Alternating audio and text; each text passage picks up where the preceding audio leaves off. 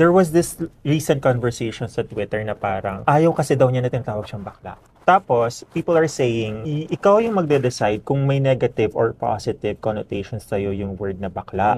Pero ang sabi naman ng kabilang kampo ay, hindi mo maaalis sa aming mga lumang bakla yon. Kasi growing up, yung salitang bakla was used as a derogatory term. So, nandun tayo sa conversation na how do you own that word? Ako, I think, respect sa mga totoong lumang bakla. May mga bagay na siguro na like traumatizing for them. Kailangan na lang natin ibigay yung pag-iintindi as the younger generation. Tayo na yung nasa forefront of this cause, no? So, ngayon, ang trabaho natin is to instill to the younger ones sa parang yung bakla, it's something to be proud of, it's something to own, it's something to champion. And in our platforms, may it be on social, may it be on podcasting, may it be on your own offices, basta kahit anong influence mo, pag bakla ka, fucking own